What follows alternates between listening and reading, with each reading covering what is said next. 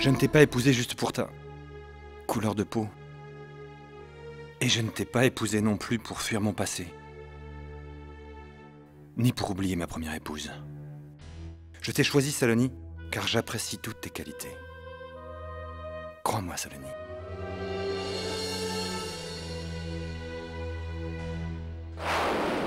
Chandini et toi, vous êtes deux parties très différentes de ma vie.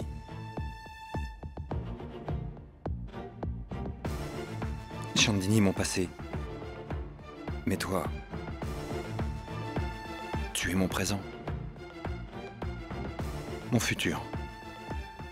Je voulais vraiment essayer d'oublier mon passé, Saloni. Et j'avais tellement peur qu'en te révélant toute la vérité, je te perde à jamais. Tu sais, il y a beaucoup de choses enfouies dans le cœur d'un homme qu'il ne peut pas contrôler. Chandini et moi, nous nous aimions réellement l'un l'autre à la folie. Et alors, pourquoi ce regret? L'amour ne devrait jamais être quelque chose que tu puisses regretter. Pourquoi alors tu m'as tout caché de ton premier amour? Tu regrettes donc d'avoir aimé ta première femme? Peut-être que oui. C'est après mon premier mariage que j'ai réalisé que nous étions seulement attirés physiquement l'un par l'autre. C'était juste une erreur. Nous n'étions pas du tout faits l'un pour l'autre. Nous n'avions pas le même mode de vie. Aucun point en commun. Nous étions beaucoup trop différents pour être compatibles. Ma famille est vraiment très importante pour moi. Je ne pouvais pas vivre sans eux. Et Chandini n'a jamais accepté que d'autres personnes soient importantes à mes yeux. Elle ne comprenait juste pas que je puisse aimer quelqu'un d'autre qu'elle. Peu importe la personne. Même dans ma propre famille. Elle détestait tous ceux qui comptaient pour moi. Que j'aimais du fond du cœur. Et qui m'aimaient en retour. Elle était devenue bien trop possessive. Et cela a fini par la rendre cruelle. Mais la possessivité est la forme de l'amour, n'est-ce pas? Oui. Tu sais, Saloni, il y a des limites à tout. Des limites à ne pas dépasser.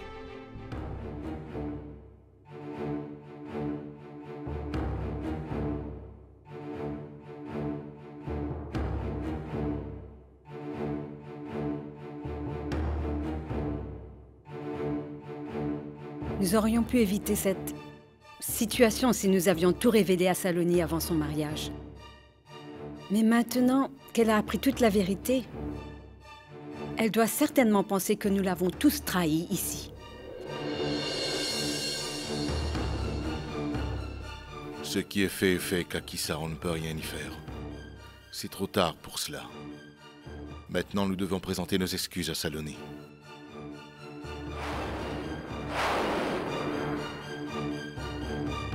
La nature possessive de Chandini a fait de notre vie un véritable enfer. J'ai fait tout ce que je pouvais pour lui faire comprendre à quel point je l'aimais.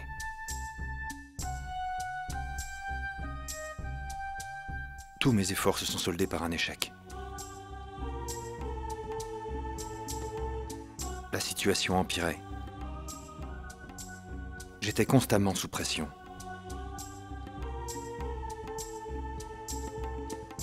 Et je ne pouvais rien y faire. Je ne pouvais plus supporter de voir Chandini dans cet état. D'abord, je voyais sa jalousie, sa colère, et ses plaintes comme autant de caprices enfantins. Mais petit à petit, la situation n'a fait qu'empirer. Chandni? Chandni, tu es là? Qu'y a-t-il, Nar? Chandini n'est pas ici, elle est sortie. Ah, Tara, mon bouton de chemise est tombé. Tu pourrais me le recoudre? Et t'as pas d'autre chemise? Oui, mais je dois me rendre à une fête et cette chemise est assortie à mon costume. Oh mon Dieu, ton frère et toi, vous êtes comme des enfants gâtés. On aurait dû vous discipliner pendant votre enfance. Vous auriez été plus sage aujourd'hui. Eh bien, dans ce cas, tu aurais dû épouser mon frère tant qu'il était enfant. Comme ça, nous aurions tous fini derrière les barreaux pour complicité de détournement de mineurs. Et même en prison, vous auriez exigé aux gardiens de vous apporter des vêtements de marque.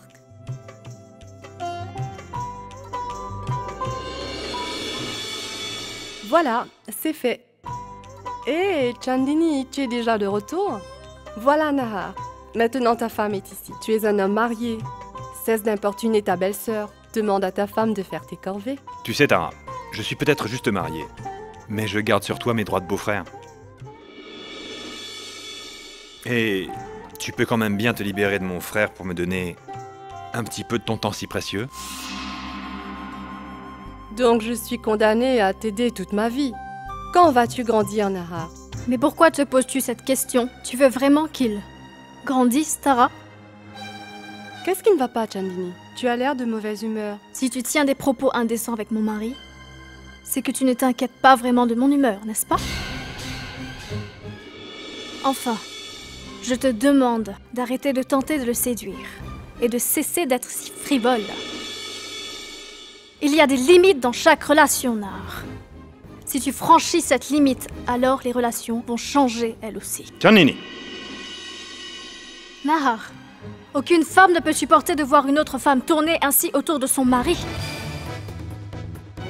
Même s'il s'agit là de sa propre belle-sœur. Chandini, pourquoi tu fais une montagne d'une histoire aussi banale? Le bouton de ma chemise était décousu. Comme tu n'étais pas là, j'ai demandé à Tara de m'aider. Ah bon? Alors demain, si je ne suis pas ici, tu vas aussi partager avec elle tout ce que tu fais avec moi? Vas-tu l'emmener dans ta chambre? Chandini, tu n'as pas honte de tes remarques si désobligeantes? Tu es la belle-fille de cette famille. Tu n'as absolument pas le droit d'insulter ceux qui vivent sous ce toit afin de ruiner le prestige de la famille. T'as compris? Je n'ai jamais pu comprendre si c'était par amour, par insécurité ou pour une autre raison. La distance, le doute s'est installé. J'ai toujours fait de mon mieux pour épargner les disputes quotidiennes aux membres de ma famille. Mais il n'y avait rien à faire. J'étais le seul responsable de ces faits et gestes. Parce que je m'étais marié avec elle contre la volonté de mon grand frère.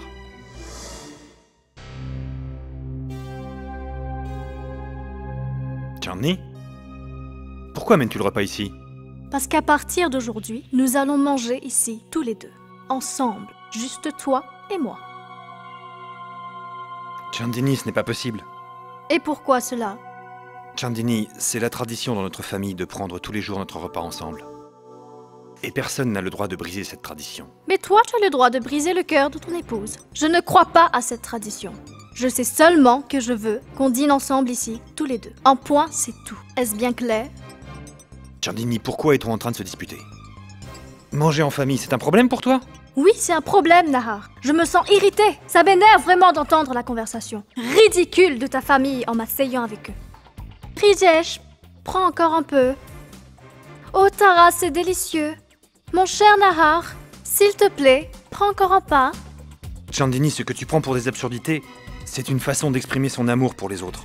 Écoute, nous sommes occupés pendant la journée. C'est une bonne occasion pour nous de s'asseoir à table et de partager un bon moment. C'est une tradition dans cette famille. Assez, Nahar! Tradition, tradition. Tu te soucies énormément de ta tradition familiale, mais tu ne te soucies guère des désirs de ton épouse. S'il te plaît, Chandini. Je ne veux plus de discussion à ce sujet. Nous continuerons à dîner avec tout le monde. Bien, allons-y.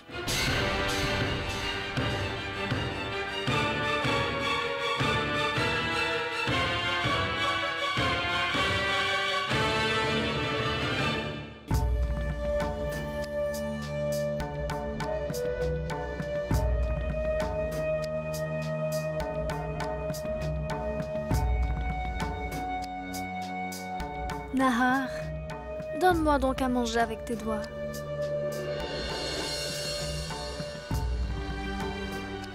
Mange, Chandini. Non. Tu ne m'as pas entendu? Allez, donne-moi à manger avec tes doigts. Oh mais, c'est pas juste. Pourtant, tu n'arrêtes pas de me dire que je suis la femme de ta vie. Et que tu m'aimes à la folie. Pourquoi tu hésites tant à me donner à manger avec tes doigts? S'il te plaît. Chandini, mange ton repas, s'il te plaît. Non. À partir de maintenant, je ne mangerai que ce que tu me donnes avec les doigts.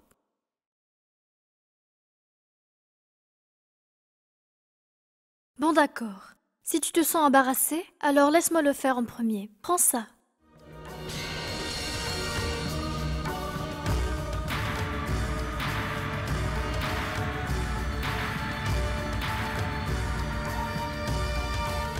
Pourquoi tu refuses de manger ce que je te donne? Pourquoi hésites-tu tant à montrer à toute ta famille que tu m'aimes?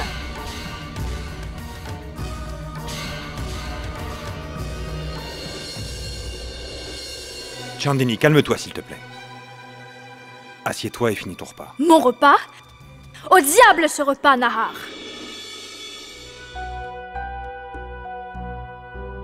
Sa folie et son obsession ne s'arrêtaient jamais.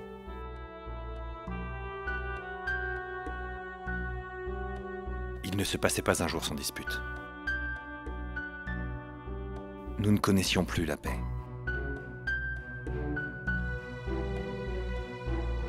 Tous mes efforts se sont révélés vains. Et tout cela s'est terminé avec la mort de Chandini.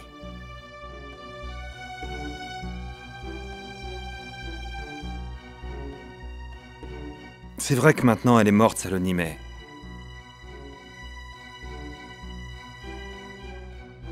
Avant même l'annonce de son décès, je suis mort des milliers de fois.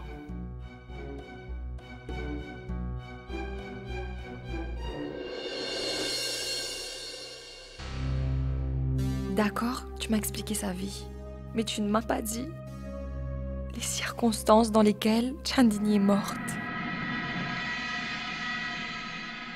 Je ne veux rien savoir d'autre, je te promets.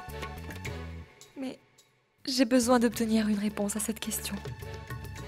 Je voudrais savoir comment est morte Chandini. Dis-le-moi s'il te plaît. Je veux savoir comment est morte Chandini. Pourquoi veux-tu le savoir, Saloni? Tu connais tout maintenant. Je t'ai révélé toute la vérité. Sauf sur les causes de la mort de Chandini.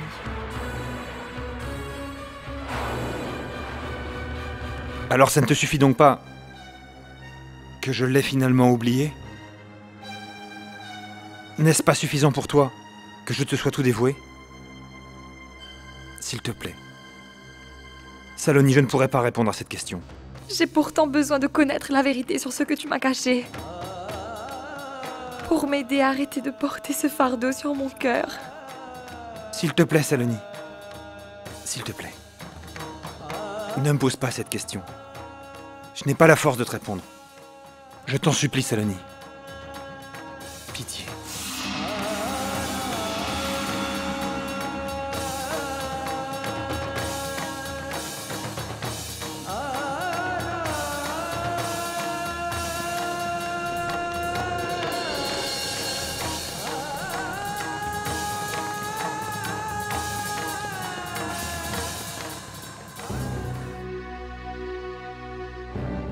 Ça fait très longtemps maintenant.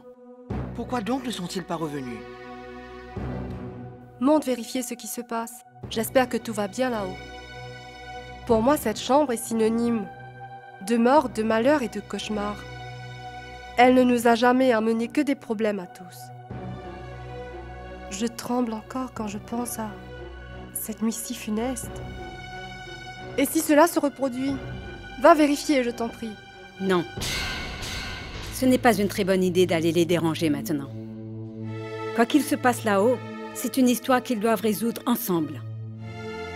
Il ne faut pas interférer. Cela peut rendre les choses bien pires. Mais Kakisa, pouvons pas laisser Nahar tout gérer seul, n'est-ce pas? Dieu sait s'il pourra trouver une solution à ce problème sans aide. Je vais aller voir.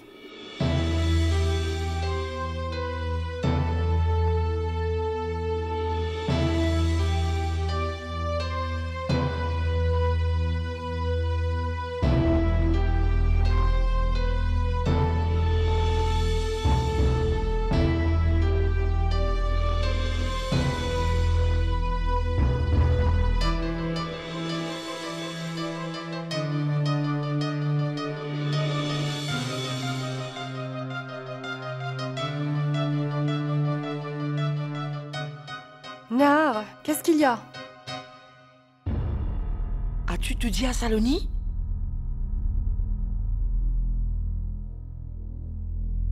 Oui, tout. Je ne lui ai absolument rien caché. Sur ce qui s'est passé pendant mon mariage. Lui as-tu aussi expliqué comment Chandini est décédé? Non.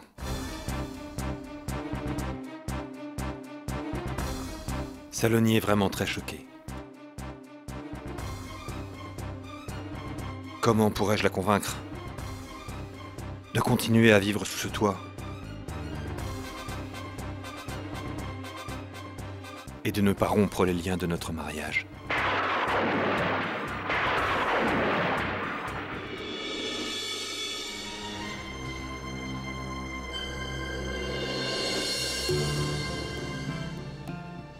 Kakissa va lui parler, s'il te plaît.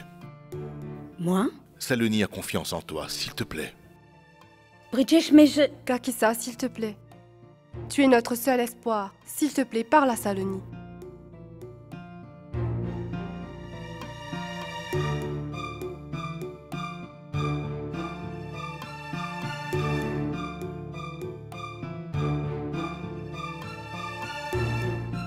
Très bien.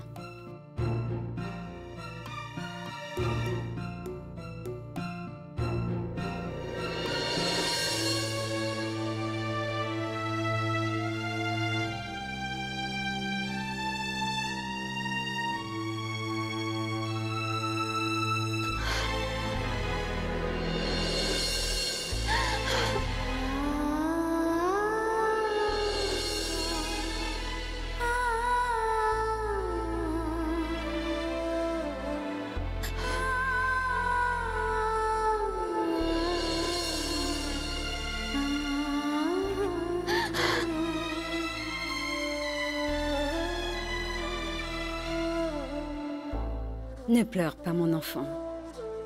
Ne pleure pas. Je t'avais pourtant prévenu. Ne t'obstine pas à dévoiler la vérité. Parfois, la vérité nous fait mal à un point où même notre âme est blessée. C'était nécessaire pour moi de connaître la vérité, Kakissa.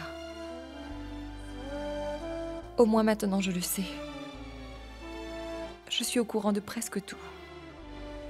Kakissa, vous étiez censé me dire quelque chose.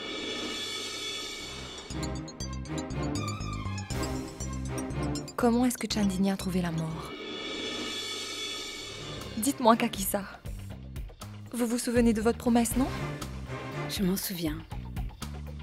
Je m'en souviens très bien, hélas. Le seul problème, c'est que... une fois que j'aurai exposé ce secret, ce sera trop tard et... toute la famille connaîtra la ruine. Rien de tel ne va se passer, Kakissa. Je vous assure, cela restera juste entre vous et moi. Dites-le-moi, Kakissa. Chandini était une fille très... calme et intelligente.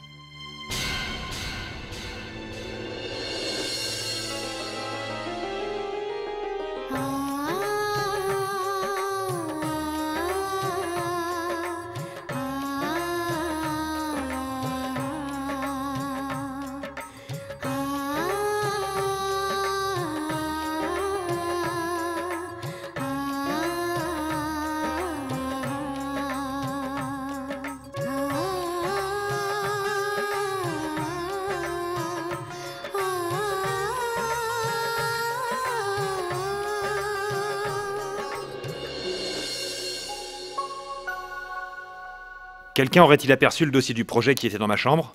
Je l'ai cherché partout, aucune trace. Était-il de couleur bleue? Oui, tu l'as vu? Il était sur le bureau. Oui, eh bien je l'ai donné au facteur. Quoi? Oui, Nahar. J'ai vu que tu l'avais oublié ici, alors...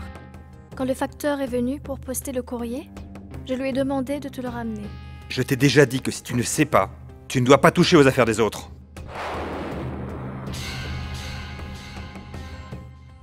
N'essaie pas de te trouver des excuses. Il n'y en a aucune, tu perds ton temps, d'accord?